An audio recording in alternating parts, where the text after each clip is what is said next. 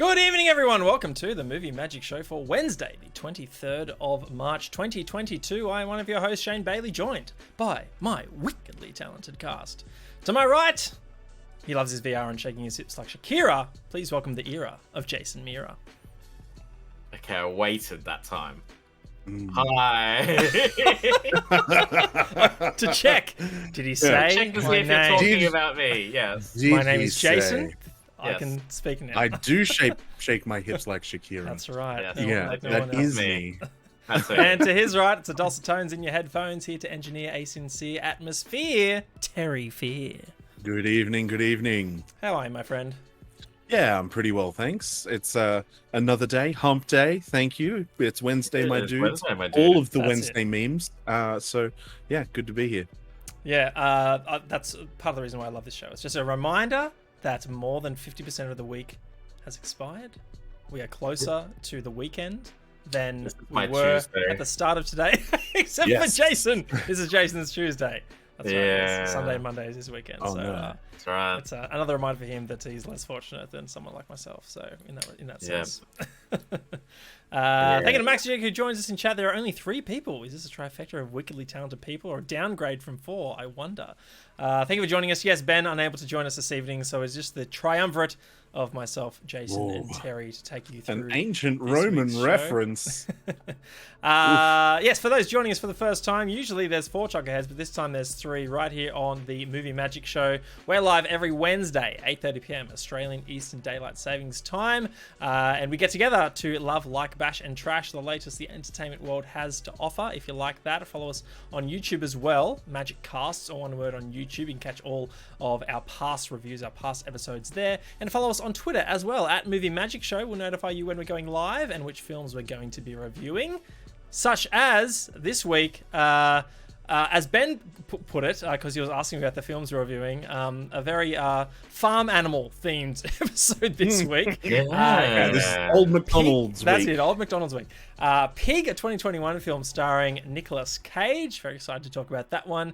And also a film leading the Academy Award nominations this year, The Power of the Dog, from a New Zealand filmmaker starring Benedict Cumberbatch. So very keen to dive into our reviews of those. Before we get to those reviews, though, we need to set up our end games. These are games we like to play with you at the end of the show, so get amongst it and have some fun in chat. First among them are our film quotes. We're going to give you 2 separate film quotes. You need to guess which movies they're from. I defer to the dulcet tones of Terry Fear for movie quote number 1. I thank you for your deference. 4 stores and many Christmases ago, my father brought forth a factory conceived in innocence and joy and squeezable fun for everyone. I don't think I know it, but just given the context, I reckon I could probably navigate to guessing it, maybe. Yeah, I have a feeling it's something to do with Christmas. Jason, you, me, it's just Sherlock and Watson.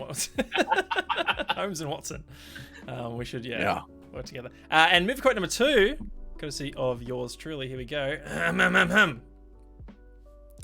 I saw a mum who would die for her son, a man who would kill for his wife, a boy angry and alone, laid out in front of him, the bad path. I saw it, and the path Oh, I was a know this circle. one. I know this one. I'm very happy that you do, Jason. Thank you. Thank you. Excellent film. It's part of the quote, so if we need it, I will elaborate more. And of course, there are other quotes that we can get into at the very end as well. And the other game we like to play is 6 Degrees. We're going to give you 2 actors. You need to link them by actors they have starred alongside. Mr. Mira has our subject actors this evening. Yes, so we will be trying to link Paul Rudd, the Eternal, and James McAvoy. The Eternal. I like it. Paul Rudd to McAvoy. James McAvoy. Interesting. James interesting. McAvoy. It can be We can done. do that. It can definitely Yeah, be done. I feel like course. we did it. Originally, I had Chris Evans and Paul Rudd, and I was like, wait, they're literally in the same film. Well, we couldn't use the MCU, so we could set that. Could set that Mm. as a rule. You have to go elsewhere. All right, Mexican, you got me. It was Ant-Man, not in the Eternals. Who knows? He's really small. Maybe it was a cameo. We just never Yeah, knew. maybe. Hello to Watana in chat as well. Thank you for joining us, my friend. Hope you are well over on the other side of the planet. Anyway, those games will scroll by in the ticker below. If you know the answers or want to come up with answers yourselves, let us know in chat. We will come to solutions together at the very end of the show. Before we get to the end of the show, let's get to the start of the show with our first review. It is going to be of Pig, which is a 2021 American drama film written and directed by Michael Sarnowski in his feature directorial debut from a story by Vanessa Block and Sarnowski. The film stars Nicolas Cage as a truffle hunter who lives alone in the Oregonian wilderness and must return to his past in Portland in search of his beloved foraging pig after she has been pignapped. It also stars Alex Wolff and Adam Arkin. Pig was theatrically released in the United States in July of last year by Neon. The film received critical acclaim with praise for its screenplay and Cage's performance. It won the Independent Spirit Award for Best First Screenplay and earned Cage a second nomination for the Critics' Choice Movie Award for Best Actor. Audiences and critics alike seem to enjoy the taste of Pig, with the film earning an IMDb rating of 7.0 and an impressive Metascore of 82. Gentlemen, for the right to go first, the Rotten Tomatoes, take your guess. 88. Ooh, 90. Oh, you're definitely trending the right direction, guys. 96% certified fresh. Oh. Can you believe it? A Nick Cage film in 2022, year of our Lord, 96% certified fresh. Wow. Mr. Mirror, it is with you, sir. Self-professed Nick Cage fan. You have a photo of him that you kiss every night he's before over you there, go to bed. I also have a Mad Libs activity book of Cage things, so it's there somewhere. And Maxi Geek in chat says, to be fair, who doesn't like bacon? So I think most people like are predisposed to enjoy this film. But did you enjoy it, Jason? I really enjoyed this film. I sat there. I had no idea what it was about. I thought it was going to be like a gritty drama, and I thought I was going to see a lot of Cage just like really trying to act, because I knew that he got a lot of positive criticism from this role. So yeah, and I was really interested. The art direction like looked really, really good, and the movie poster I kept seeing, and it looked like an A24 film. You know, like very artsy, very indie.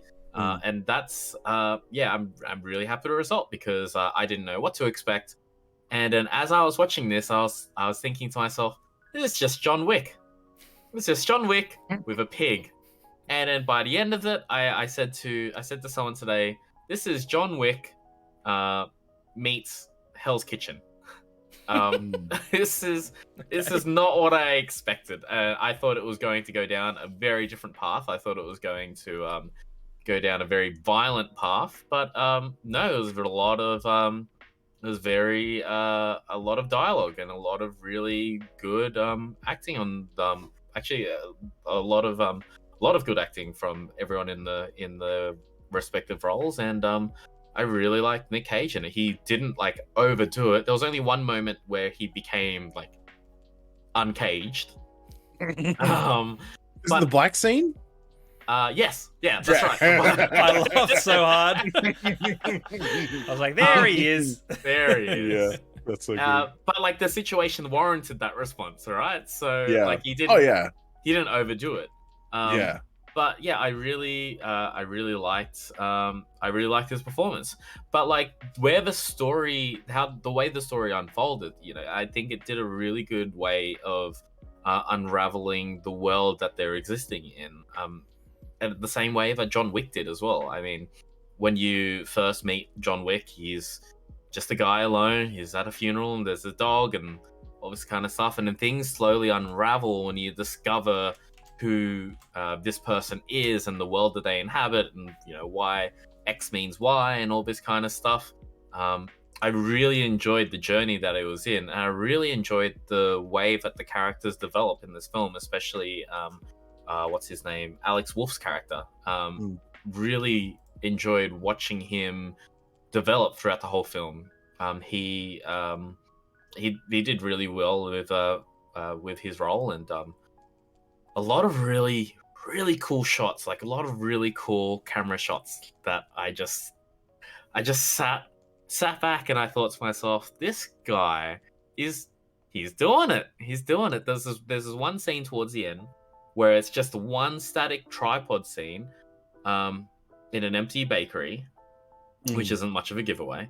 And it didn't cut at all. It was just a one long shot, and it, by the end of it, it just told you everything you needed to know from what the director was trying to say. And I think what I'm getting at is everything like that he tried to show on the screen, for me, had the appropriate response.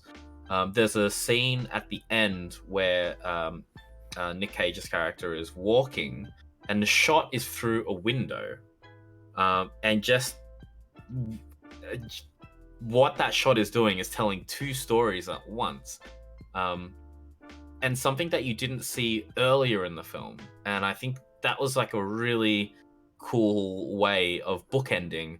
You know, you see Nick Cage in the wilderness in his cabin and all this kind of stuff, and then you see him returning to his cabin and just showing you things that you, as an audience, didn't really pick up on because it's so early in the film, you know, and it wasn't necessarily shown to you. I think that was really, really cool, because it kind of shows you, hey, this is him all along. You just weren't looking, or it was just off a little bit, and you kind of had already set your expectations of this character being a hobo, really. But then when you look at it again, with knowing what you know throughout the journey of the film, you kind of look at it through another lens and go, no, he's really just trying to be himself, in just disconnected from society, and being happy with himself and his life, surrounded by the things that he likes, which is trees and his pig. So I really enjoyed this film. I messaged someone immediately after this. I said, I fucking loved this film. I guess, and I'll get to it later in the show, compared to some other films I've seen this week, this one really shone. Like, I really, really liked this film. Like, it scratched the artistic nerd in me that likes watching Russian art house films, as well as having, and as well as watching a Nick Cage film, and as well as without giving too much away, the foodie in me as well. So I watched some. I really loved watching some of the dialogue scenes in one particular at one restaurant. And just I really like this film. So nice. Can recommend. I was about to say easy prediction for what your verdict at the very end will be, Jason. But we'll get to Terry first. Docetone, sir. What did you think of Pig? Pretty enjoyable. Directorial debut. I'm probably not quite so glowing on it as Jace. I think it's phenomenal to see Nick Cage in a movie where I suppose he's got a really good handle on the role, and the director has what I assume must be a bit of a tight rein on what he wants to portray in this film, and that's great, because you get to see Nick Cage be a competent and compelling character in this film, and it was kind of nice and refreshing. I mean, I'm not an anti Nick Cage kind of person, but he does have that typecast kind of pop culture status as I suppose being unpredictable, not knowing, you don't really know what you're in for until you're on the ride, and whatnot. So, and this was a longhand Nick Cage film, and those are usually the ones you've got to watch out for. But this was I think a little paint by numbers. I found it pretty predictable and very formulaic. Part 1, part 2, part 3 breaks within the film, and each of those parts have a label, and the label's a bit of a foreshadow for what's going to unfold. And it already didn't need that hint for it to be as obvious as it was. But that I don't necessarily think is a massive point against the film. being predictable, for like being unpredictable for the sake of being unpredictable is dumb. But shrouding things in too much mystique and mystery and being super vague throughout the film and then kind of producing the conclusion at the end also is stupid. So I think a really, really competent first showing as a directorial debut from the director. I saw the guy's name. I was like, I don't know this name, and something tells me this is going to be an okay film. I was maybe hopefully optimistic in a way that I would normally come into a Nick Cage film with relatively low expectations. I didn't have a lot of expectation, but I was hopefully optimistic this was going to be good. And when I saw his name, I looked him up just to see what else he had done, and saw that he's basically done nothing except kind of short things and bits and pieces. But yeah, very, very good first showing. Character development for the main character wasn't really existent. It was kind of like he became the vessel for Wolf's character to go on a journey, and it's very obvious that he's the person that sees the most growth, because his first introduction in the film, he just comes across as a wanky city ponce that's like, buying truffles from some hobo in the wilderness, and doesn't get the hint that he doesn't want to have a conversation, and still calls the dude that is very obviously not trying to carry on a conversation with you an asshole. And I will say Nick Cage's character is a bit of an asshole in this film. But when as more of the character is revealed through the course of the film, it makes so much sense. Like if you've seen Burnt, and like the line that Brad Cooper's character has for the young chef that he tries the food, he's like, would you come and work for me for free? He's like, if I was learning loads of stuff, sure. And he's like, would you pay to work in my restaurant? How much would you pay? And then he's like, you've got to have a certain amount of arrogance as a chef. And this character basically kind of exudes that, like, I was the top of the top. There was no one better than I was. And I guess it must have all lost meaning. Like, I don't know. I find some of the conversations that he had, like that conversation he had with the chef in that fancy restaurant, that was basically, have you guys seen oh shit, the movie's completely escaped Up in the Air? No, it's the one that has Keanu Reeves. Scanner Darkly? Always Be My Maybe is the I have seen it, yeah. The Netflix original. It's got the dude who plays the FBI agent in the One Division. And so they go to a restaurant and like they talk about all of the food in these philosophical terms, and like the deer that you're eating, you're listening to a recording of it living as you eat it, and like Keanu Reeves is there crying as he eats this food. Like, so the waitress in this restaurant is like describing the food and like how, like, the philosophy of the meal, and then takes off this glass orb and there's smoke in it, and there's also, it all settles, and Nick Cage's character, looking every ounce a bum who's been in too many fights, just kind of reaches up and slaps it into his mouth and eats it. I'm just like, that's kind of perfect. But that conversation that he has with that head chef, it's like, ooh, like so tense, and like you can see the at the edge of his sanity look on that chef's face as he's like, and it made me think of Up in the Air, because of the J.K. Simmons line of how much did they pay you, or how much how much did they first pay you to give up on your dreams? That's it. How much did they first pay you to give up on your dreams? And this guy looks like the living embodiment of that regret, as well. So some really good dialogue out of Nick Cage's character. But I was really taken with the growth in Wolf's character in this film. I did find the ending most of the ending and the progression to be, as I said, pretty predictable. The kind of dynamic, especially when like there's this story that the son shows and or talks about and things like that. And as soon as it became apparent who Nick Cage's character was, I'm like, well, I know exactly where this is kind of going. But I'm kind of along for the ride anyway. And it was good to see that growth from that character. Definitely great film cinematography. Loved the stuff that Jason pointed out. Lots of really good camera work and framing. Really nice use of framings, like literally using window frames and window panes and doors as like a framing technique as they're filming the character entering or staring at stuff and things like that. So that was kind of nice.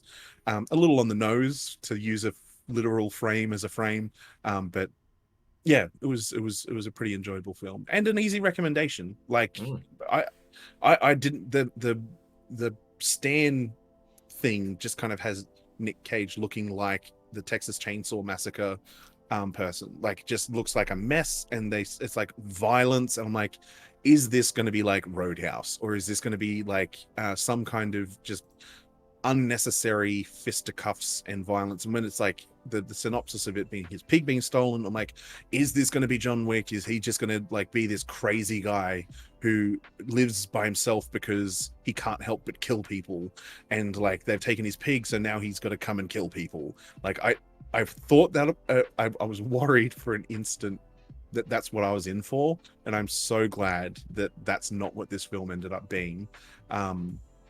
Although I would love to see that film. Yeah, there's obviously there's a part of me that thinks that might be kind of cool, but I don't think we need another John Wick or even have you guys seen Nobody?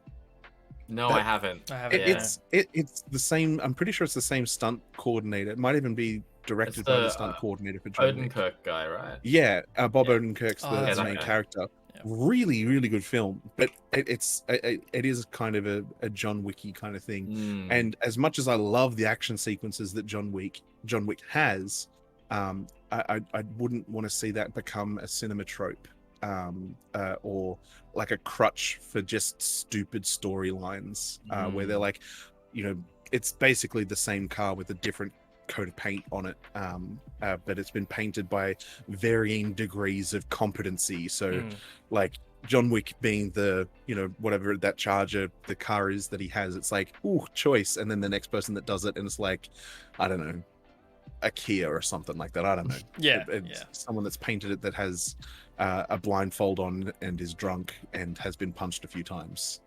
We see it happen with a bunch of films. Like the one that jumps to mind, I could point to half a dozen Taken rip-offs, right? Like let's cast an older actor, Liam Neeson. Yeah, well that, but also like let's take another aging actor who can still do an action film, like Sean Penn in The Gunman, or and not to say they're all bad, like Denzel Washington, The Equalizer. I don't think that film comes along if Taken didn't happen. I love that film. It's a great film. I think back about that film fairly, semi-regularly. I like it a lot. But you see studios, chase the template, right? What works for one can work for others. You just need to try and put a unique enough twist on it to make it your own. Cool. Yeah, I'll dive into my thoughts now. I think I probably land closer towards you, Terry. I definitely found parts of this film to enjoy, but I must say I am a bit befuddled by such high praise for this film. 96% certified fresh. Like that is ridiculously that's super high. That's we're talking Pixar numbers in terms of the percentage of critics giving it a thumbs up. Having said that, though, I think this movie has a lot to offer, so I could recommend it to some people depending on your own taste. For the moment, I think I come away having enjoyed a lot of different moments, but it doesn't all coalesce in a truly excellent way to make it something that I think is like a fantastic exploration of a character. I think there are. I can definitely align myself with a lot of the positive points that you guys have made. Some great examples of cinematography, some great writing, some great character moments. I think a lot of the supporting cast in this are really, really good, including Alex Wolff as the main supporting actor, and even some actors in small roles. Like I'm thinking of the guy who's like leading that underground experiment. Oh gosh, Edgar, that's it. In a couple of lines he is like excellent on screen and bounces off Nick Cage's chemistry perfectly. For me, it's just the fact that it's Nick Cage, to your point, Jason, as well. I can't tell if he's good, or I can't tell if he's doing a really good job at pretending to be a good actor. And it's almost like it doesn't matter, because it's like whatever appears on the screen comes across as good acting, but I'm just not sure if like I'm being duped into that or if I'm truly feeling it. So it's a weird half-baked thought that I can't explain nor express with real great deal of logic, but there's something there that makes me feel not entirely confident in being able to call this a fantastic performance. Have you seen Community? Like the TV series? Yeah. You're gonna do the. I'm not gonna do it. I don't know it so well. But there's Abed is doing film classes, and there's a lecturer that has a class basically on Nick Cage, and Abed ends up having a breakdown because he can't decide whether he is or isn't a good actor. Right. Because he embodies both. There are roles where he is horrible, and there are roles where he's really good. Yeah, and Abed ends up having a breakdown. It's very Nicolas Cage. Super Nicolas. Like he ends up becoming Nick Cage. It's a really good impersonation of Nick Cage at his like cheesiest, cagiest-ness. And so your thoughts just now made me think of that, because like that the writer for that show also kind of has that same opinion. And there was something that I thought just about that. I don't mean to hijack your thoughts, Shane. One of the things that I thought about was maybe this was as good as it was because of how little dialogue he had for the majority of the film. There's lots of him just like staring people down, not actually engaging in conversation. And I'm like, that's not that hard to do. Like keeping a straight face for 15 to 45 seconds is not that difficult. Yeah, and there's, to your point, like there's a lot of distant shots, so the intricacies of facial expression and that sort of thing don't become as important. There are some shots where it's the backs of characters and them dialoguing as well. So look, maybe kudos to is it Saronsky, the director? Saronsky. Sarnowski, pardon me. But he's leaning into the strengths of what makes or on how to direct and film a Nick Cage film. I will say that Nick Cage is one of the 20 odd producers and executive producers credited on this film as well. So I did notice that as well. He probably had a bit of a say in who was brought on board to piece this one together.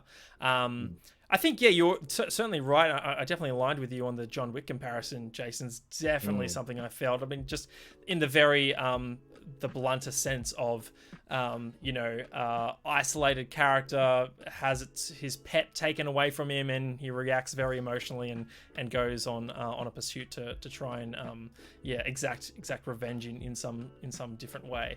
Definitely had that in mind. I think the movie does a good job of subverting expectations and taking you in directions and down pathways that you would never have predicted. For me, and to your point, Terry, I'm not sure that those those pathways through this mystery in uncovering this character result in something that is compelling to have realized. Like, there is a lot of mystery in terms of why is his name so important? Why does it conjure this mystery and this intrigue from the entirety of the Portland Underground, it seems.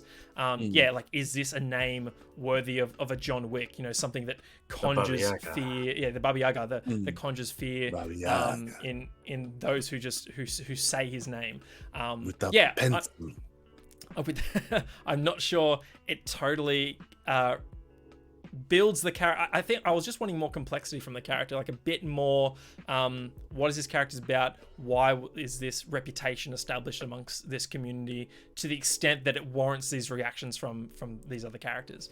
But I think at the end of the day, like, this film does a good job developing the character of Amir, Alex Wolff's character, and providing enough meat on the bones, for lack of a better term, from scene to scene to really enjoy this one. But on the point of cinematography, there were many moments where I look back at the film and thinking, what on earth was the point of this entire scene? I'm thinking of the scene when he goes back to the house he used to live and he's talking to the kid in the back. Yeah, that was a bit odd. And they talk about fruit for a bit, and nothing comes of that. And I don't think it has any play. Persimmon tree. The persimmon tree. Yeah. He's like, I used to live here. Yeah. Yeah. And then I was waiting for like cops to like just or like the parents to rock up or something. Yeah. Is there something he's stored at that house when he used to live there that plays into his motivations at the moment? So I thought there were a couple of scenes like that. I'm not entirely sure why that happened.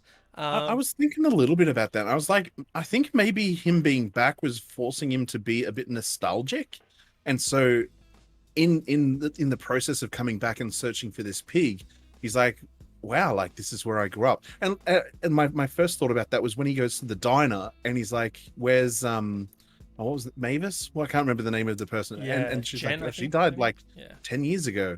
And he's like, have you got a phone? It's like just no social skills. But I kind of thought that maybe some of the deviations that he took, some of the physical places that he kind of went to, they don't make sense to a normal person, because it's like, this guy's literally lived alone for 15 years. And so he's now back where he spent all of the time that he did with, his relationship person, his significant other, and in the profession. So I think he must have just been on a little bit of not a trip, but like it was a nostalgic. It was a journey, city. But not. It wasn't just like, oh, I guess I'll go see where I used to live. Yeah, it's like, I can see that, but he's so single-minded in his mission to get the pig back that kind of feels like a bit of a weird sidestep for the film to take. And there was an interesting wrinkle in Amir's character, where they delve into his family history that sort of contradicts something that's said earlier in the film, and that really doesn't result in any great revelation by the end of the film. So I was kind of confused as to why we went there, if it really didn't have a massive bearing on where that character ends up in their own journey. Look, I thought overall a bit uneven, but like I said, there was enough enjoyment on the bones of this one that it was a movie of great moments for me. It just didn't coalesce into something excellent. I think great effort by Sarnowski in his directorial debut. This film also kind of reminded me, just because of the serious nature of this role and the fact that it also has 3 letters in the title, Joe, 2013 film starring Nicolas Cage. Also very serious, dramatic film. I think we reviewed it way back on the Awesome Addiction. Can't tell you anything about that film, except that it was another just very dramatic, gritty role for Nick Cage. So if you have watched Pig, it is on Stan at the moment, and you want more of this type of Cage, then maybe check out Joe, 2013 film starring him.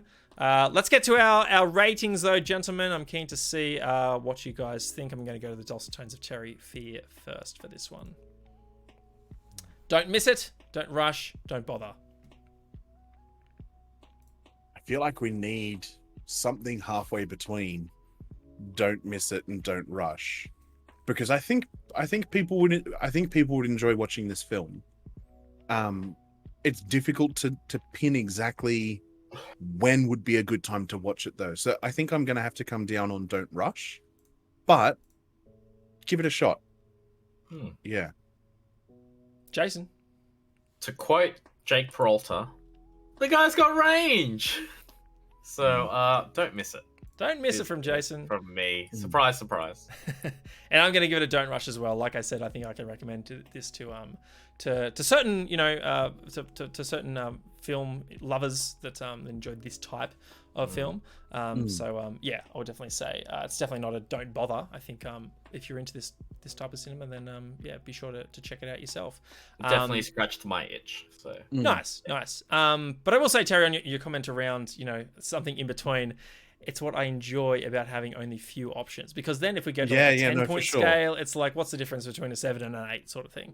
So it kind of forces us to say, don't miss it. Oh, you can use your tone as well. It's just like, look, don't rush, or don't rush, but get around to it. Yeah, that's definitely, tonally speaking, there's a lot you can say to the don't rush. That